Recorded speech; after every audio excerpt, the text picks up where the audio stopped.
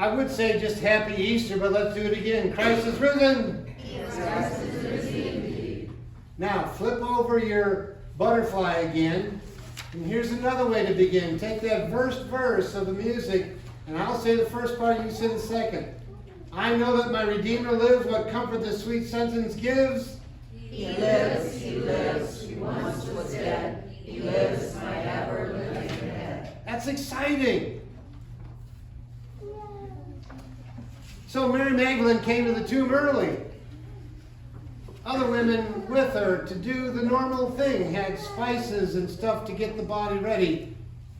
Even though Jesus had said, I go to prepare a place for you, all she was waiting for in death was the usual. But the stone had been rolled away. And in this version, all she does is run back to Peter and the other disciple. What'd she say? Well, they've taken the Lord out of the tomb. Don't know where they've laid him. Death comes to us all, but because of love and relationship, it's never easy or simply gotten over. Grief is always there. As I was writing this, I was thinking of my own family. You know, my dad was 70. I've made it to 72. My brother Roger was 52, had the same condition as I do, but no one was there. My mother was 92, but Alzheimer's claimed her long before then. You all have your own stories, brings tears, maybe frustration. But on this Easter morning, we sing, I know that my Redeemer lives. What comfort that sentence gives. We stand upon that even when grief is there in our lives. So Peter and the other disciple, they run to the tomb. They see the burial cloth folded up, and that always, you know, if you're stealing the body, would you fold the burial? Never mind. But it made me think, why is it folded up? Except something special was going on. Now, the other disciple didn't see anything, but he believed. Even though the resurrection appearances hadn't happened yet. But Mary, standing outside the tomb, was weeping. So the angels come and said, why are you crying? A side trip, did you know angels only usually appear at major salvation steps forward? So if the angels are there, God has a plan in mind. Why are you weeping? This was a nostalgic sermon because I was thinking when I was young, my dad always told me, boys and men don't cry. No? I'm not that old, am I? But I remember a long time ago, I remember this vividly, Dad always shook hands, but then, when he was diagnosed with cancer, all of a sudden, hugs were okay. Hugs were okay. And so when my dad died, I cried. And ever since then, I don't do the manly thing anymore. Even some movies. So Mary stands weeping outside the tomb, and the angels say, why are you doing that? But in her desperate love, all she could think of was earthly things. Somebody has taken Jesus. Now, I cried for my dad, I cried for my brother, I cried for my mother, but after a time, I knew it was time to let her go. But in letting people go, we recognize it's not forever. You just sang, I know that my Redeemer lives. What comfort that sentence gives. I never said it was easy. I didn't say I don't miss them on occasion. I never said that it was going to be comforting always when I have families I'm getting funeral ready. But there's a gift.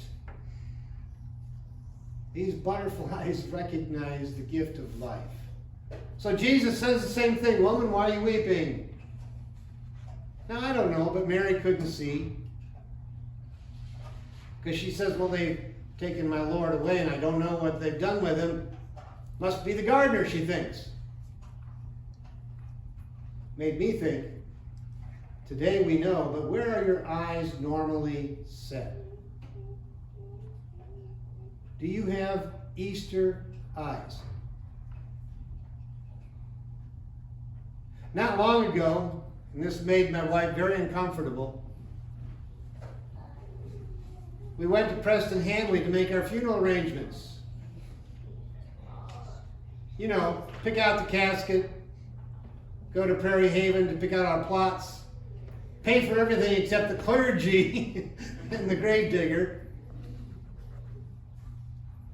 It was an odd feeling. Yet it forced me to have Easter eyes. It forced me to look beyond the grave to claim once again, I know that my Redeemer lives. Now I will tell you, I did manage to get a plot near a fishing pond. True. Jesus says, Mary. And now she recognizes him. Today and every day, Jesus calls you by name, calls me by name. With your Easter eyes, do you recognize him? Do you believe it when he says, I'm ascending to my Father? Mary finally did. She runs back and says, I've seen the Lord. I always think of Isaiah 43, and you know this one. But now thus says the Lord who created you, O Jacob, he who formed you, O Israel, fear not, for I have redeemed you. I have called you by name, and you are mine. Life-changing grace today.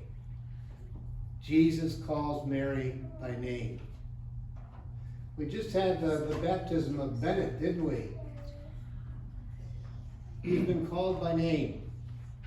You've been called by name in your baptismal covenant, a covenant that will take you beyond the grave. So Jesus' voice speaks to you with good news. Today, our eyes are open. Our heart is lifted up. I think of my dad when friends and families get together after being apart for a while. They don't just greet each other and shake hands. What do? They give big hugs. Thank goodness. It's a new moment. It's a good moment, even a grace-filled moment. Jesus, the bearer of all grace, would certainly not want to deprive her of that moment, hoping and wanting, but yet death no longer will keep them apart. Now tears of lament give way to tears of inexpressible joy. She could sing our hymn if she knew it back then. I know that my Redeemer lives, what comfort that sweet sentence gives. So once again, Christ is risen. Now all the vault of heaven resounds, 367.